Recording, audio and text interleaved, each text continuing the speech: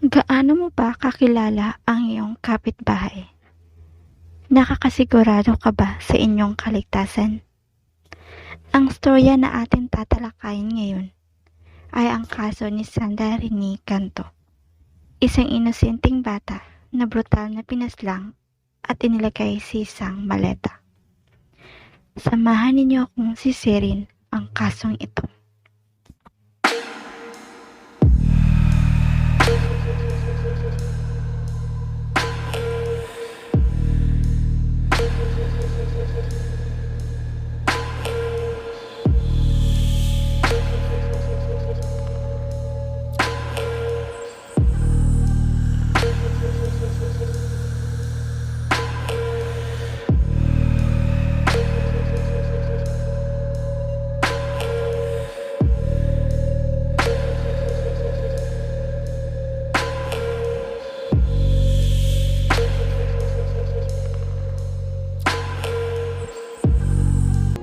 Sa isang maliit na komunidad sa California, nakatira ang pamilya ni Maria Chavez. Kasama nito ang mga magulang at 3 anak ng babae. Sa isang trailer park sa Tracy, California.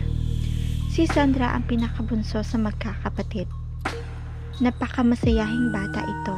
Gustong-gusto niyang maglaro kasama ang mga kaibigan at lagi ito nasa labas. Tumutulong sa mga kapitbahay.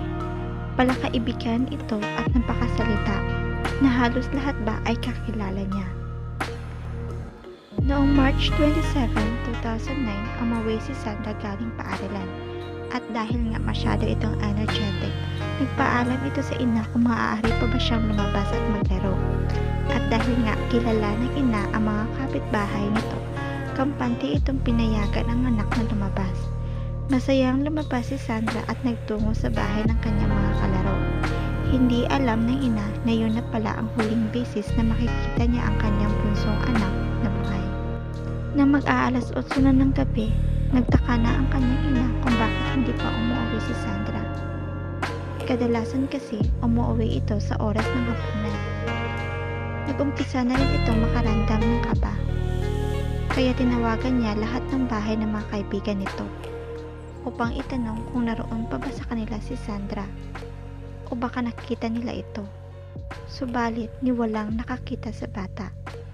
Kaya lumabas si Maria at sinimulan niyang hanapin ang anak sa mga kapitbahay. Iniisip niya na baka nakalimot lang ang anak at naligaw. Ngunit hindi na niya ito mahanap kahit saan. At noon niyang kinutuban ng masama si Maria. Natakot na siya na baka may hindi magandang nangyari sa anak. Kaya agad siyang tumawag sa pulis. Nung dumating ang mga pulis, agad-agad silang naghanap sa buong komunidad. Nagtanong-tanong sa lahat ng tao doon. Pero wala talagang nakakita kay Sandra. Sa pag-iimbestiga ng mga pulis, napansin nila ang isang CCTV na malapit lamang sa bahay ng mga Canto. At doon, nakita ang huling moment bago nawala si Sandra. Nakita doon sa CCTV na masayang binabaktas ni Sandra ang daan pa uwi sa kanilang bahay. Subalit bigla na lang itong nagbago ng daan. At ilang minuto lang, isang sasakyan ng kanilang kapitbahay ang nakita din sa CCTV na patungo sa ibang direksyon. Napakalaking tulong ng videong iyon sa investigasyon para magkaroon ng lead sa paghahanap kay Sandra. Nalaman din ng mga pulis na hindi maganda ang relasyon ng mag-asawa at divorce na ito. Nagkaproblema din sila sa sustento sa mga bata. Posible kayang involved ang ama na si Daniel sa pagkawala ni Sandra? At nung tinanong nga ito't makausap ng mga pulis, agad nila itong inalis sa mga suspect. Nang sumunod na araw, isang malaking paghahanap ang ginawa sa buong lugar. At halos lahat ay sumama at tumulong sa paghahanap. Gamit nila ang helicopter, mga aso na pwedeng makatulong upang mahanap lamang si Sandra. Nagdala din sila ng mga divers para sisirin ang kalapit ilog. Baka sakaling may matagpuan ito. Ngunit wala silang mahanap at para pang dead end na. Para pang nawala na lang ito na parang bula. Nais ng mga pulis na lumawak pa ang kanilang pag-iimbestiga. Kaya inireport nila ito sa media. Upang sa ganon, maraming mga tao ang makaalam at baka makapagbigay ng bagong lead sa investigasyon. Nagbigay din sila ng reward sa halagang $20,000 sa makakatulong o makakapagtuturo sa kinaroroonan ni Sandra. Kaya dumami pa ang mga taong gustong tumulong sa paghahanap. Nagbahagi sila ng mga missing person flyers sa iba't ibang lugar. Ng mga panahong iyon, nakatanggap si Maria ng text galing sa di kilalang tao na wala sa lugar. At sobrang katakataka ito. Ayon dito, sabihin mo sa mga pulis na may bagay na nanakaw sa akin bandang 4 p.m. Hindi ko alam kung may kaugnayan ba iyon or wala. Ang text na ito ay galing sa isa nilang kapitbahay na si Melissa Huckabee. Si Melissa ay ina sa isa sa mga kaibigan ni Sandra na doon din naninirahan sa lugar na yon. Isa itong Sunday teacher sa kanilang simbahan. Nag-report ito na ninakaw ang kanyang suitcase at baka maaari itong makoneksyon sa pagkawala ni Sandra. Nagtaka ang lahat pero hindi na lang nila ito pinansin. Nagpatuloy sa kanilang pag-iimbestiga. Naglabas ng profile ang NBI sa maaring mukha ng suspect. Maputing lalaki na sa edad 25 to 40 at mayroong criminal history na involve ang minor o isang pedophile. At nakakagulat, maraming tao ang nagmatch sa description na ito doon sa kanilang lugar. Pero nag-focus lamang sila sa isang kahina-hinalang tao na isang matandang lalaki dahil 2 years ago, inalikan nito ang bibig ni Sandra at red flag yun. Dinala nila ang lalaki sa presento para tanungin. Inamin naman nito ang ginawa niya 2 years ago, pero itinanggi niya na may kinalaman siya ngayon sa pagkawala ng bata. Nang walang makitang ebidensya ang mga pulis, pinalaya nila ito pero patuloy nila itong sinusundan. Habang patuloy sa paghahanap, nagsagawa ang pamilya at kaanak nito ng candlelight vigil, pagdadasal para sa kaligtasan ni Sandra. At may nangyari na katakataka. Lahat ay dumalo sa pre-vigil na yon. Maya't maya lang, isang babae ang umiiyak at nagsisigaw at para pang wala sa kanyang sarili. Lumapit ito sa mga pulis at tinala niya ang lahat sa labas, kung saan daw niya nakita ang isang note na nagsasaad ng nasa loob ng isang ninakaw na suitcase si Kanto at itinapon ito sa isang ilog sa Bachete Road at Whitehall Road. Witness. At ang babae na ito na nakakita raw sa note ay si Melissa. Kaya nagtataka na naman ang mga pulis. Subalit, wala silang makitang matibay na ebidensya. Hindi nga ito mag-fit sa profile na hinahanap nila. Inakala lamang nila na si Melissa ay naghahanap lamang ng atensyon. Subalit, may malalaman sila patungkol kay Melissa.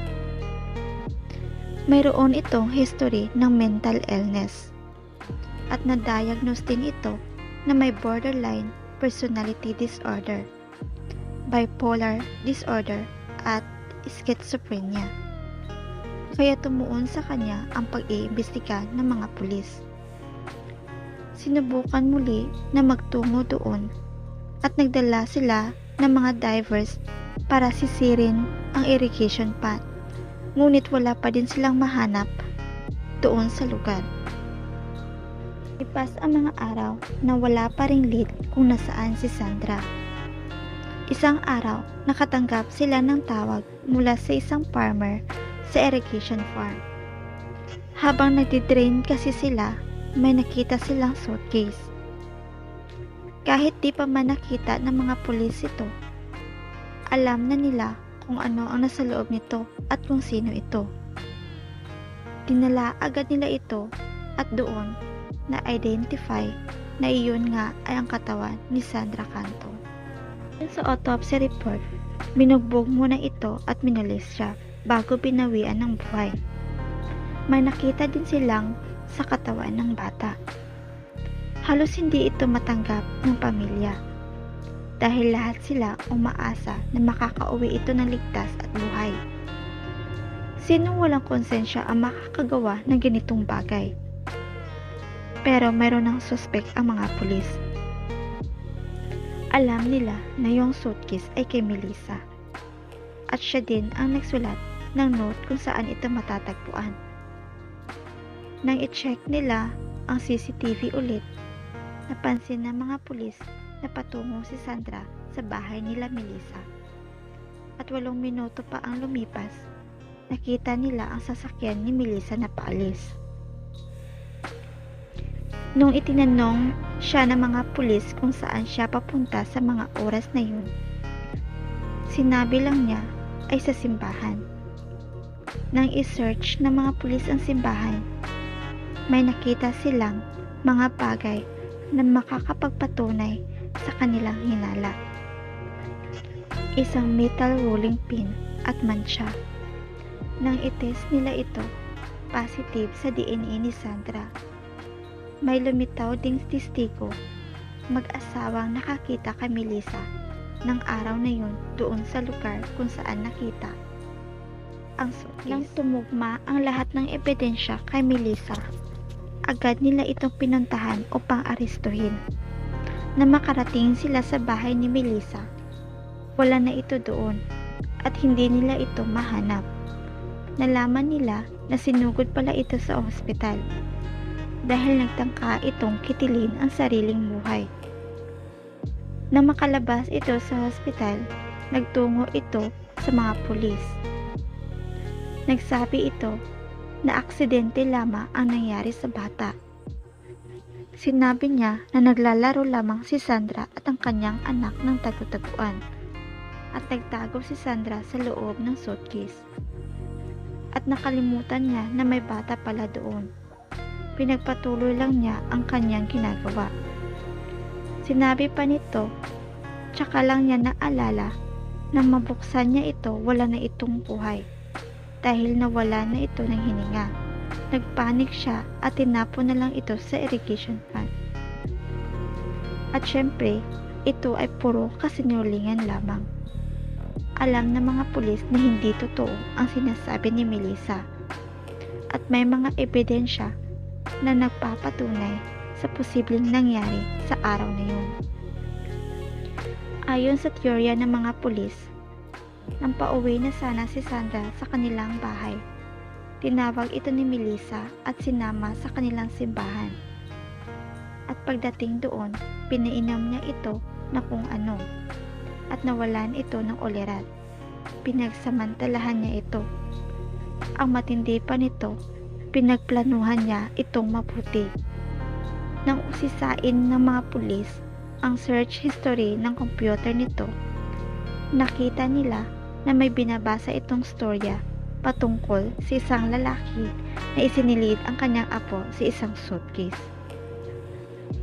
Hinatulan si Melissa ng prosecution ng death penalty. Pero nag-plea deal ito. Imbis na death penalty, naging habang buhay na pagkakulong na walang chance na magkaparol.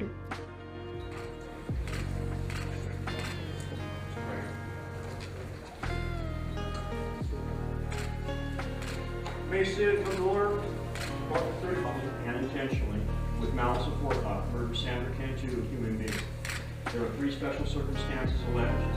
In the first special circumstance, it is further alleged that the murder of Sandra Cantu was committed by defendant Louis Huxley while the said defendant was engaged in the commission of the crime of kidnapping in violation of Penal Code Sections 207 and 209. In In the second alleged special circumstance, it is further alleged that the murder of Sandra Cantu was committed by Melissa Buckley, while the said defendant was engaged in the commission, attempted commission, or immediate flight after the commission, or attempted commission of the crime of performance of lewd and lascivious acts upon the person of a child under the age of 14 in violation of Penal Code Section 288 within the meaning of Penal Code Section 190.2, parentheses A, parentheses 17, parentheses E.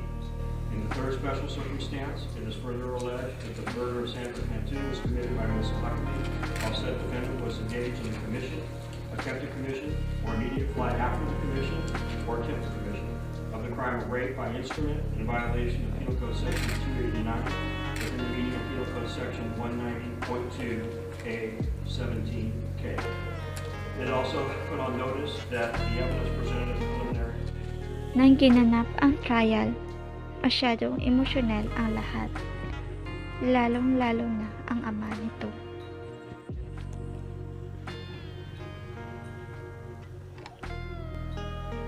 We're supposed to forgive her enemies, but I don't even know what to consider her, to be honest with you.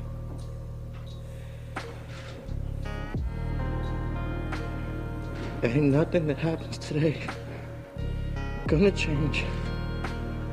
Ain't nothing gonna change. Life. I don't believe that in my heart I should hate or anything like that. You took the life of an innocent little girl. And she didn't do nothing. She's not even old enough to decide to eat ice cream yet. I stand at my job, and nothing changes, and nothing's gonna change the fact whether I cry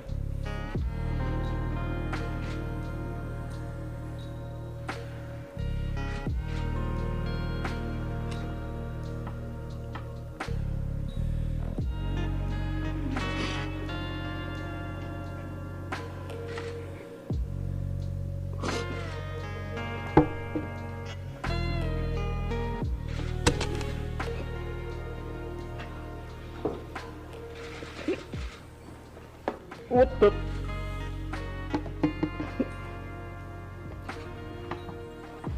Jesus. Ain't nothing you do in life ever gonna change anything. She changed the lives of a lot of people. A lot of people. But for the families, we still gotta live with it. How we express it, everyone has their own personality. Everyone is their own individual. All I can say right now is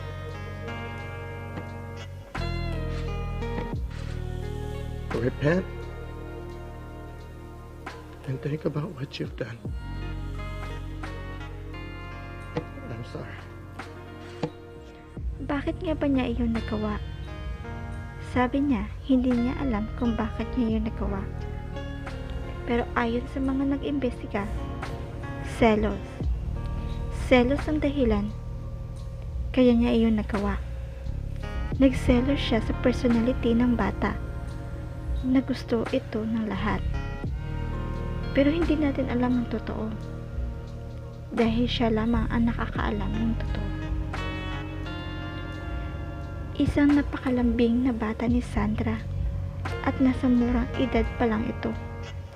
Hindi niya deserve ang mga ganoong kalupit na bagay. At dito magtatapos ang ating storya. Malungkot man, pero justice has been served. Rest in peace, little angel.